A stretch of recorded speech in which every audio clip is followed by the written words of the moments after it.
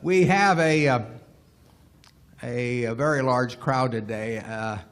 I hope everybody has found a seat either in this main room or in the three overflow rooms. I think we can handle around 5,400. And historically, 62%, or just about exactly 62% every year of the people who request tickets have come to the meeting. And if that percentage holds true today, we have just filled the rooms, and we will have a problem in the future, which we haven't figured out the answer to yet, but we've got another year. The way we'll run the meeting is that we'll get the business out of the way at the start, and we'll talk about the Class B issuance then too. So it'll take a little longer than historically has been the case, and then we'll have Q&A for until about noon. We'll have a short break at noon. There'll be sandwiches outside, which you can buy. And Charlie and I will have a couple of sandwiches up here at the podium, and then we will stay around until about 3 o'clock to answer more questions. And at that time, afternoon, I'm sure everybody in the overflow rooms will be able to find a seat here in the main room. But people have come from great distances to attend this meeting, so we really want to give everyone a chance to get their questions asked. And Charlie and I are delighted we'll have to break it up at 3 no matter what, but we'll be delighted to stick around. You can leave any time, obviously. As I've explained in the past, it's much better form to leave while Charlie is talking. But feel free to do that. And then at noon, you'll get a chance to do it en masse. We have buses available to take you to, if you have any money left at all after yesterday, to take you to other business establishments of Berkshire locally. So that will be the plan. I hope everyone does get their questions answered. We've got a system where we break this room into 6 zones, and we have a couple of zones in other rooms. And then this afternoon, everybody will be able to be here in the main room. So that is the procedure. I'm sure you recognize Charlie Munger, the vice chairman of Berkshire Hathaway, who also I had not seen that movie before, showed. I think Mark was afraid to show it to us, but in any event, we will go on. I thought you might be interested. This is a list of people that came in for tickets, and we had, in addition to 99 from Canada, and of course the U.S., we had Australia, the Channel Islands, England, Greece, Hong Kong, Israel, Portugal, Puerto Rico, Singapore, Sweden, and Switzerland. I'm not sure all of those people are with us today, but they did send for tickets, and I've met a number that did come in from a distance.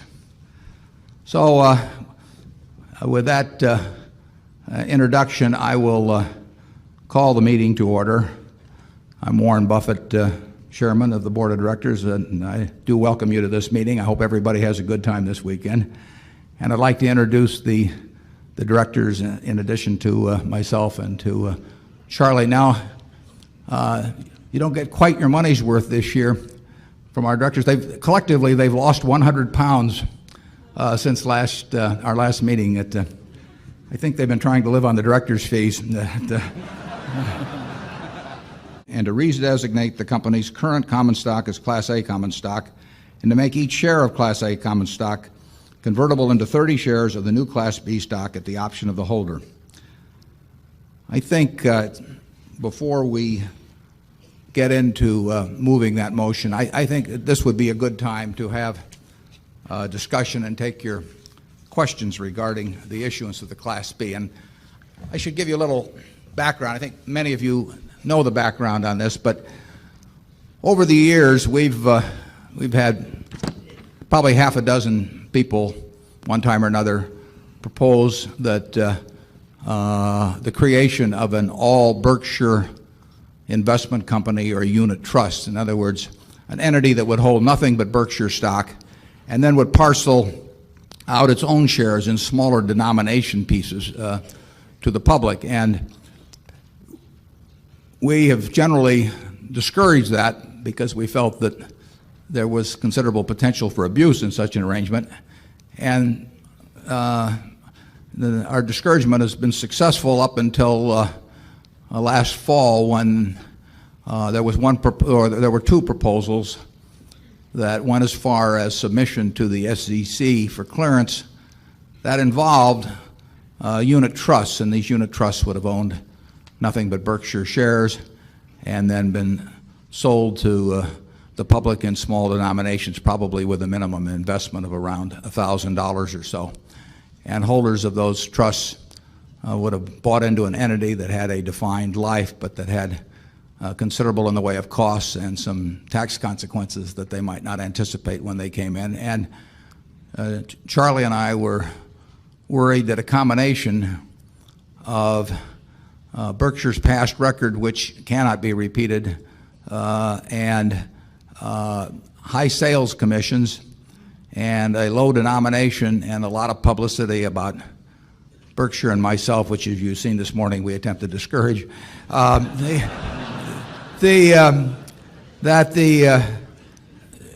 great many people would end up buying these unit trust holdings without any idea really of what they were buying, and with unrealistic expectations as to the future, and that would in turn create a considerable demand, because these unit trusts would go out and buy Berkshire shares.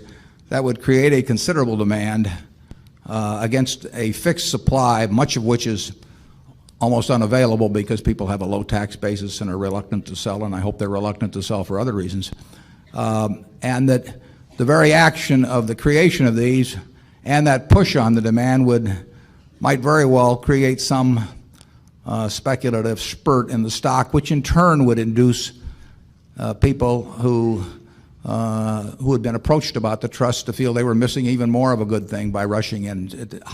Rising prices in certain kinds of markets create their own kind of demand. It's not a sustained demand, and it's a demand that the reversal of which later on, when people become disillusioned, can cause a lot of problems. But that potential was there with the flood of buyers with unrealistic expectations, high commissions, and a fixed supply. So we attempted to dissuade both of the promoters. One backed away and then came out a few months later with something that was a combination of Berkshire and some other securities which were at least thought to be in our portfolio.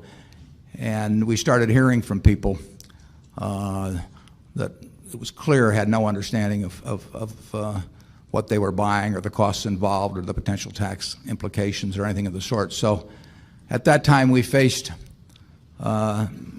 to make a decision. We had to make it rather quickly as to what would be the best solution to this problem that in turn wouldn't create the same sort of thing that we felt had potential harm when being done by these promoters.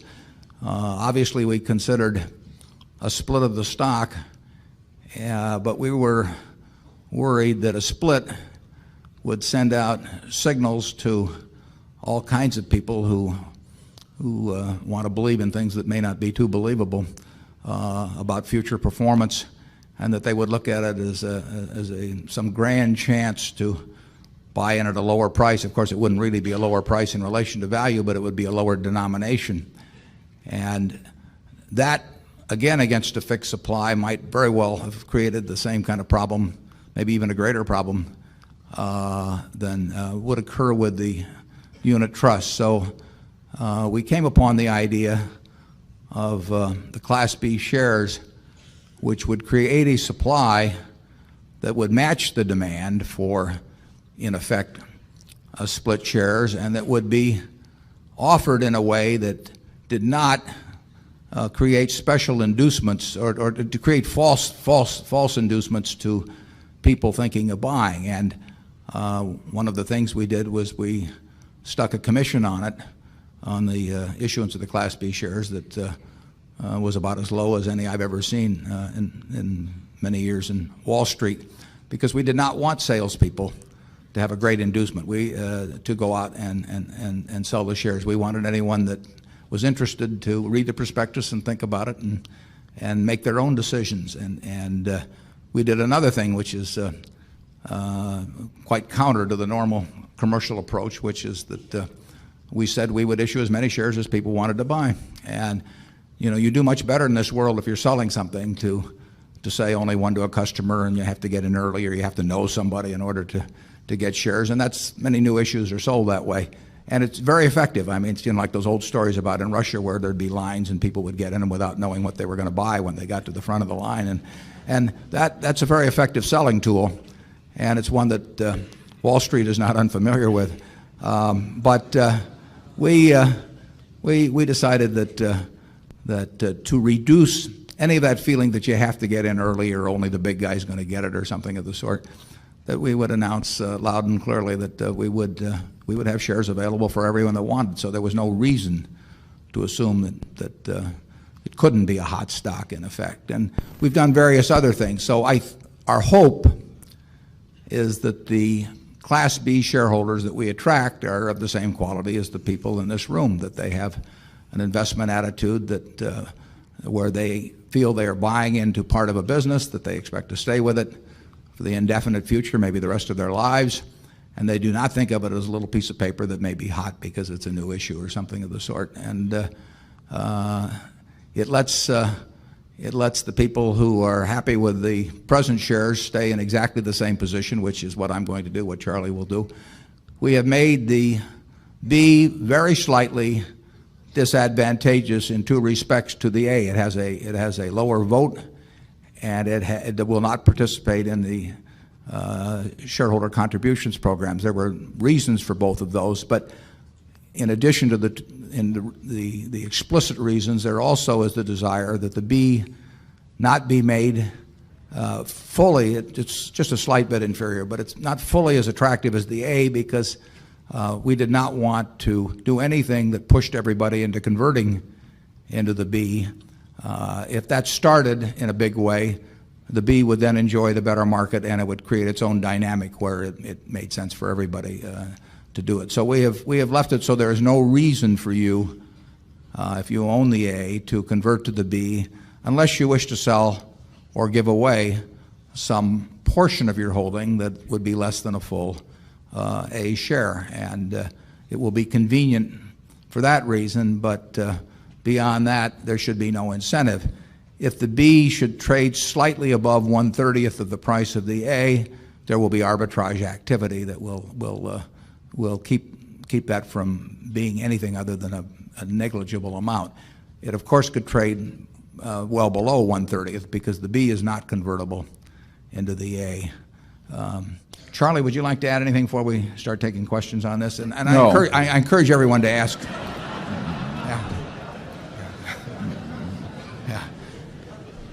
Charlie, as you will note during the meeting, does not get paid by the word.